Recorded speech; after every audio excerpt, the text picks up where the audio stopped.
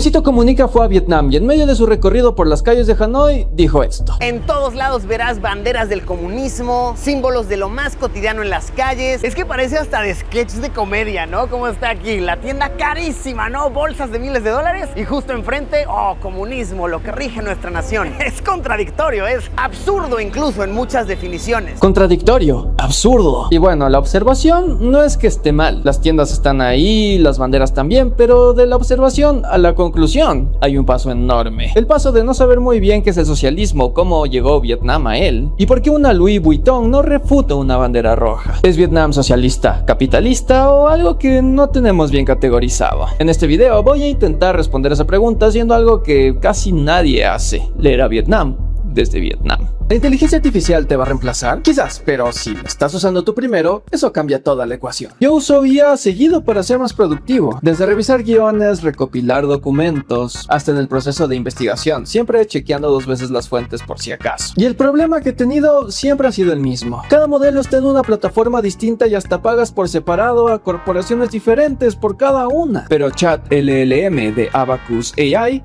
te lo resuelve. Tienes en un solo lugar a ChatGPT 5.4, Gemini 3.1 Pro, Cloud Opus 4.6, Grok 4.1, DeepSeek y más. Y si no sabes cuál usar, Route LLM elige automáticamente el mejor modelo según lo que necesites. Pero no se queda solo en texto. Puedes generar imágenes con Nano Banana 2 y Flux, videos con Sora 2 y King 3.0, presentaciones profesionales con investigación profunda, y con el Deep Agent puedes construir apps, sitios web y herramientas completas, sin la necesidad de saber programar. Todo esto por $10 al mes, menos de lo que pagas por una sola de esas herramientas por separado. Para probarlo, entra a chatllm.abacus.ai/deck. El link te lo dejo en la descripción. Gracias a Abacus AI por patrocinar este video.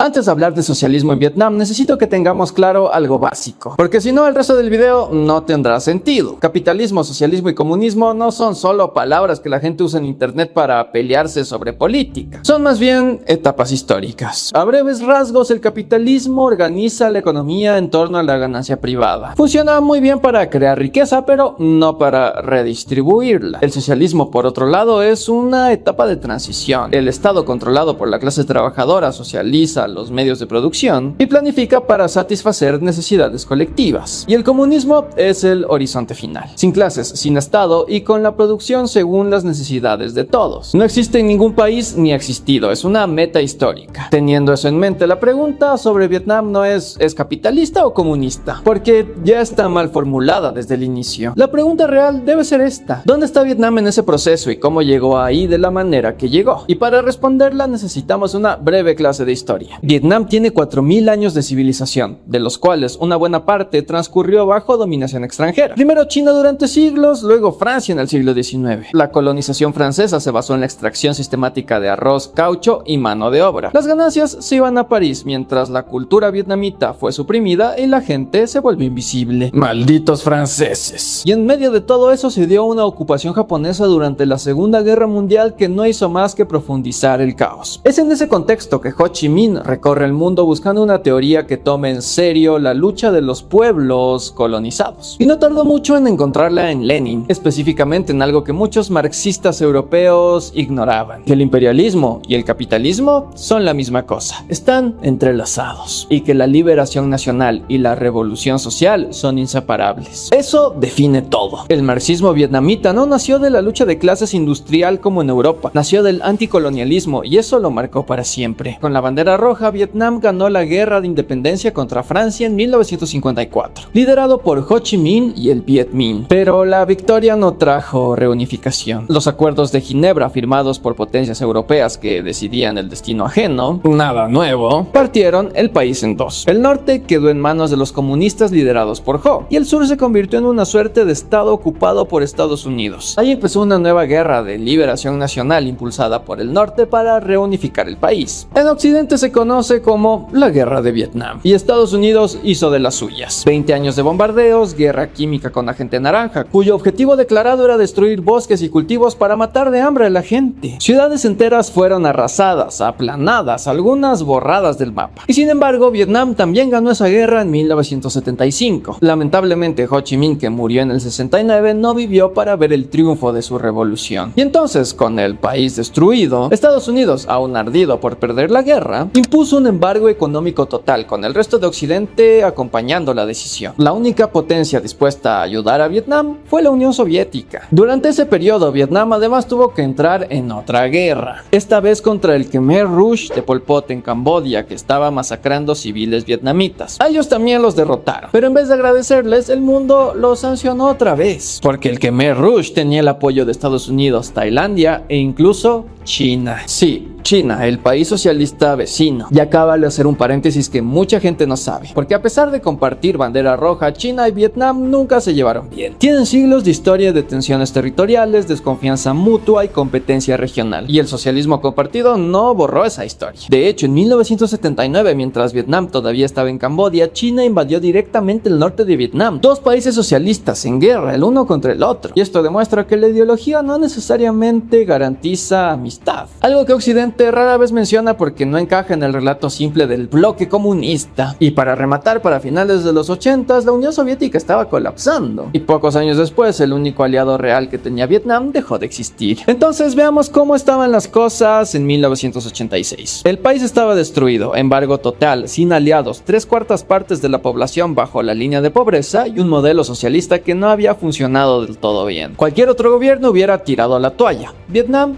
no lo hizo.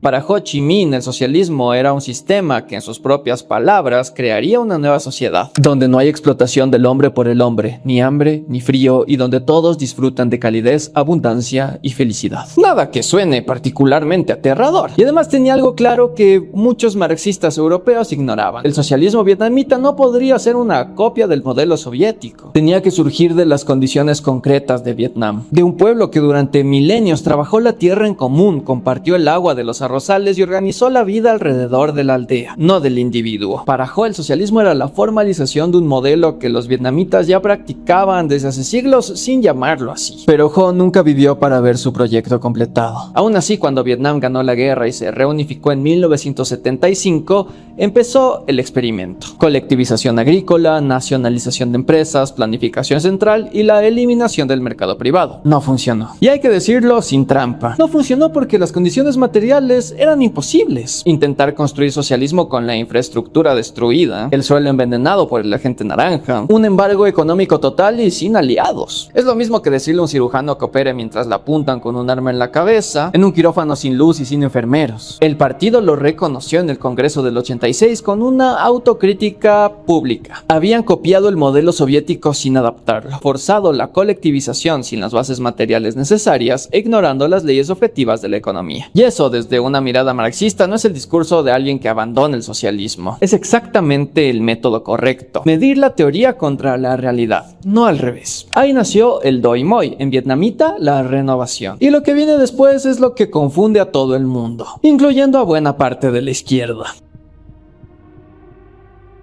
1986, el Partido Comunista de Vietnam toma una decisión que va a escandalizar a medio mundo: abrir la economía al mercado. De repente hay empresas privadas, inversión extranjera, precios que suben y bajan solos, gente haciéndose rica. Y en alguna esquina de Hanoi, eventualmente, habrá una tienda de Louis Vuitton. Para la derecha el diagnóstico fue inmediato. Vietnam reconoció que el socialismo no funciona y abrazó el capitalismo. Fin de la historia. Y para cierta izquierda dogmática, el diagnóstico fue igual de inmediato. Vietnam traicionó la revolución y se convirtió en un país capitalista con bandera roja. Una vergüenza total. Los dos tienen algo en común: ninguno se molestó en leer lo que el Partido Comunista de Vietnam dijo sobre sus propias reformas, porque si lo hubiesen leído hubieran encontrado algo incómodo. El Doi Moi no se presentó como un abandono del socialismo, se presentó como su aplicación más madura. Antes de seguir hablando del Doi Moi, hay que hacer una parada obligatoria en 1921. La Unión Soviética, recién salida de la guerra civil, está en crisis. La economía colapsada, el campesinado al borde de la rebelión, la producción industrial en caída libre. Y Lenin, en ese momento, tomó una decisión que escandalizó hasta su propio partido. Lanzó la nueva política económica. la NEP. ¿Y qué era la NEP? Mercados privados limitados, comercio libre de granos, pequeñas empresas privadas. Capitalismo de Estado lo llamaban algunos, incluido Lenin. Traición lo llamaban otros. Lenin fue determinante, no es traición, es táctica. El mercado es un instrumento, no un sistema de valores. Usarlo no significa rendirse ante él, significa valerse de él para desarrollar las fuerzas productivas, básicamente la capacidad material de una sociedad para producir, sus fábricas, su tecnología, su mano de obra calificada, que el socialismo necesita para sostenerse. El Doi Moi vietnamita se construyó precisamente sobre esa misma lógica. Las reformas de 1986 son la aplicación creativa de la NEP leninista a las condiciones concretas de Vietnam en el siglo XX. No es una excusa retroactiva, es el marco teórico desde el que se diseñaron las reformas. El Doi Moi cambió muchas cosas, pero no cambió todo. Primero veamos lo que sí cambió. Vietnam pasó de una economía de planificación central pura a la que el partido llama una economía de mercado de orientación socialista. Se abrió a la inversión extranjera, se permitió el sector privado, se liberalizaron los precios. En 1995 se integraron a la ASEAN, la Asociación de Naciones del Sudeste Asiático, además de normalizar relaciones con Estados Unidos ese mismo año. Así les quitaron el embargo que tenían encima y hasta entraron a la OMC en 2007. Los resultados son difíciles de ignorar. El PIB per cápita pasó de $235 en 1985 a $4.700 en 2024. La pobreza extrema cayó del 58% en 1993 a menos del 3% en 2020. La esperanza de vida subió de 62 a 73 años entre 1990 y 2020. También Vietnam pasó de ser un país que no podía alimentarse a ser uno de los principales exportadores de arroz del mundo. ¿El capitalismo puro produjo esos resultados? No exactamente.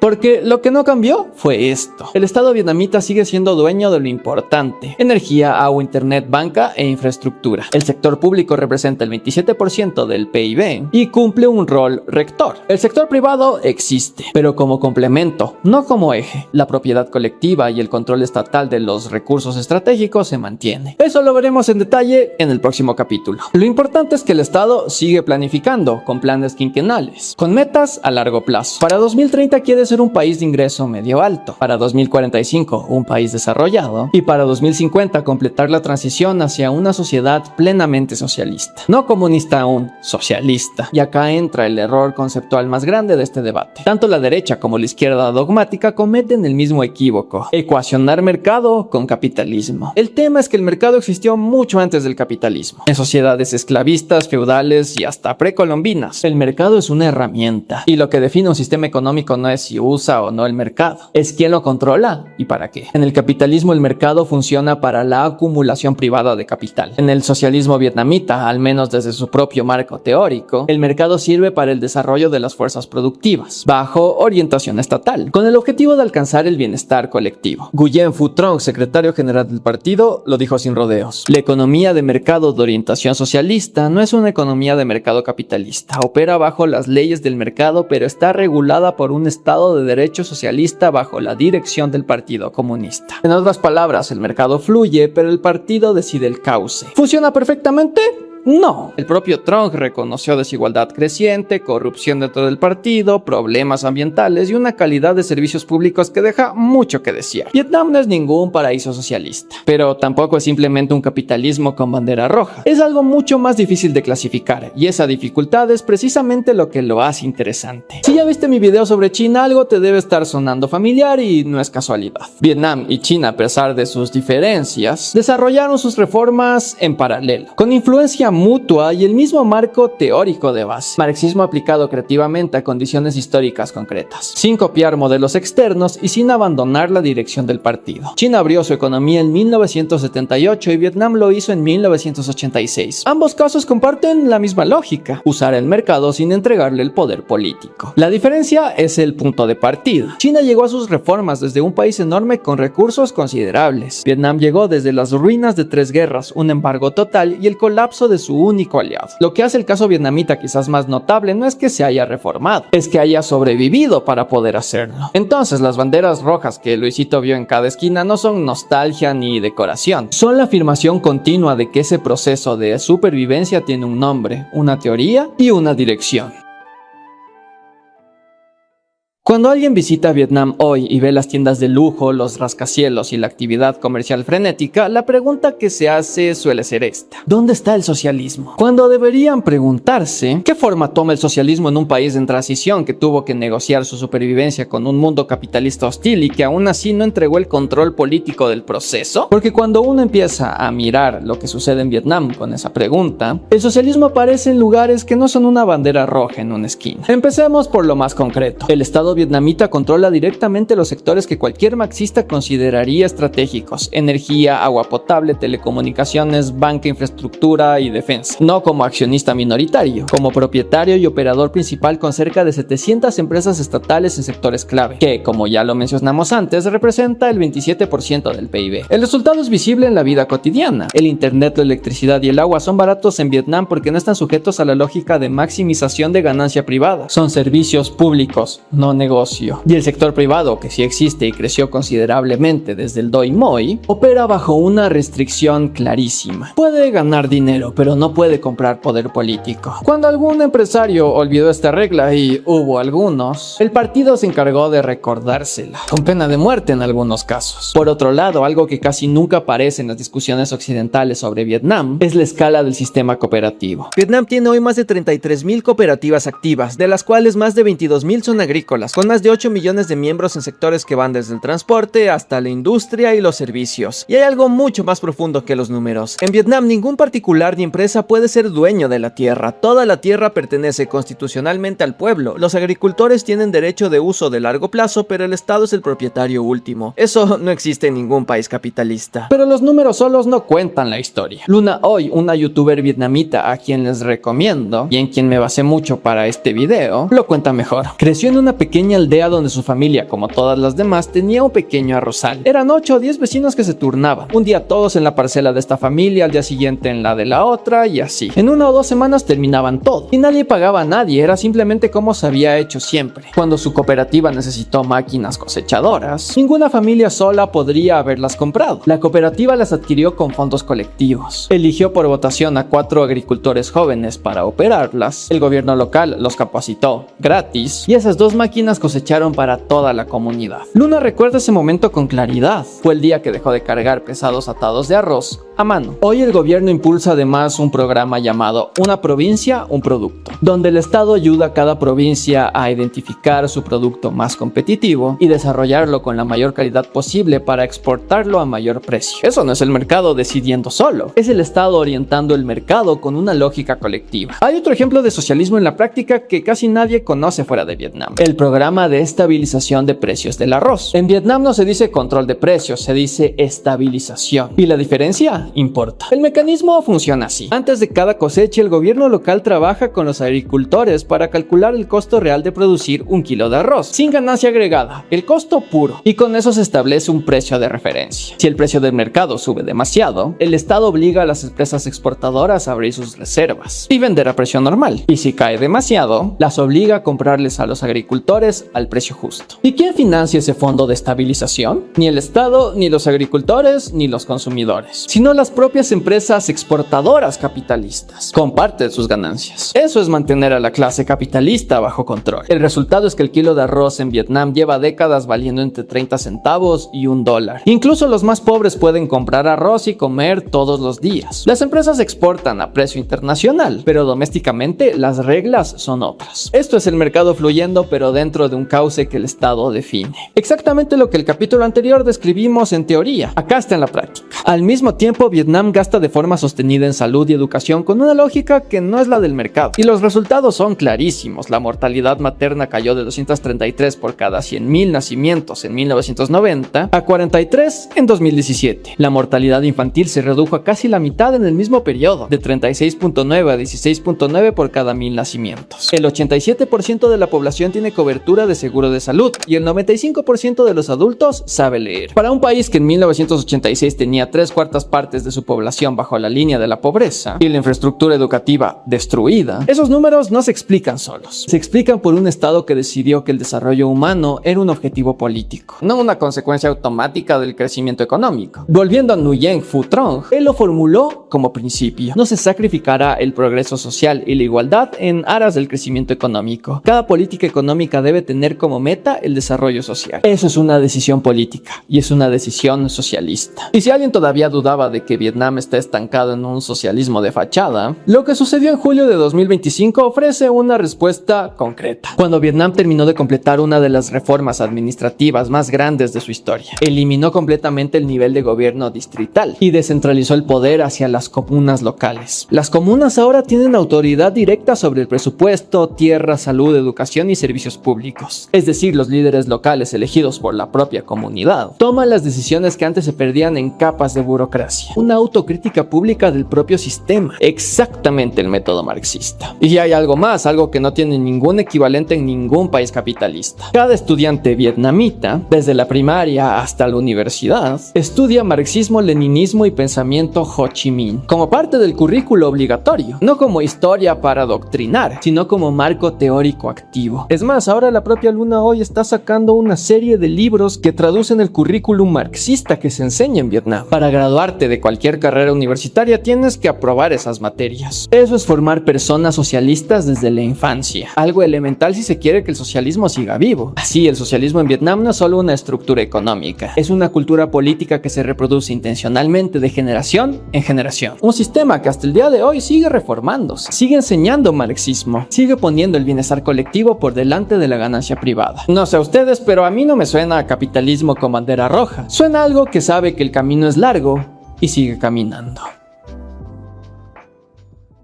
Volvamos a la premisa original. Luisito Comunica vio banderas rojas en cada esquina y tiendas de lujo en la misma cuadra. Y dijo que era una contradicción, que era absurdo. Ahora que llegaste hasta acá, te pregunto, ¿lo sigue siendo? Las banderas no son nostalgia, son la afirmación de un proceso histórico concreto. Un pueblo que sobrevivió el colonialismo francés, la ocupación japonesa, décadas de bombardeos estadounidenses, un embargo total, una guerra contra el genocidio de Pol Pot, el colapso de su único aliado, y que en medio de todo eso eligió constantemente un camino. Lo ajustó cuando las condiciones lo exigían y nunca entregó el timón. Las tiendas de lujo no son la contradicción del socialismo, son el resultado de una táctica. Usar el mercado como herramienta para desarrollar las fuerzas productivas que el socialismo necesita para sostenerse. Lo mismo que Lenin hizo con la NEP en 1921. Lo mismo que China ha hecho desde el 78. Lo mismo que el propio Marx anticipó cuando dijo que el socialismo no puede construirse en la pobreza. ¿Es Vietnam un país socialista perfecto? No. El partido lo dice abiertamente. Hay desigualdad creciente, hay corrupción, hay tensiones que no están resueltas entre el capital privado y la orientación socialista. La transición es larga, compleja y contradictoria. Contradictoria en el sentido dialéctico del término, llena de tensiones que se gestionan y se resuelven. No a las contradicciones que Luisito se refería, no de fallas que se ocultan. Pero hay algo dentro de todo esto que no se puede ignorar. Cuando un país pasa de tener el 75% de su población en pobreza extrema a menos del 3% en 4 décadas, cuando la expectativa de vida sube 11 años en 30, cuando se mantiene el control estatal de los sectores estratégicos, se sostiene un sistema masivo de cooperativas, se financia la educación y la salud como derechos, y se enseña marxismo en todas las universidades, eso no necesita otro nombre. Es socialismo construyéndose. No es un paraíso ni la meta final, es un proceso. Algo imperfecto, contradictorio, protagonizado por un pueblo que lleva siglos negándose a desaparecer. Mientras en Occidente se sigue debatiendo sobre si el mercado debe ser libre o regulado, como si esas dos fueran las únicas opciones posibles, Vietnam lleva 4 décadas respondiendo una pregunta más interesante, más honesta, más urgente. ¿Cómo construye socialismo en un mundo que lleva un siglo intentando destruirlo? La respuesta no está en un libro, está en las cooperativas de arroz, en las escuelas donde se enseña Ho Chi Minh, en las comunas que deciden solas su propio presupuesto, en cada familia que un día dejó de cargar el arroz a mano porque decidió que sola no podía,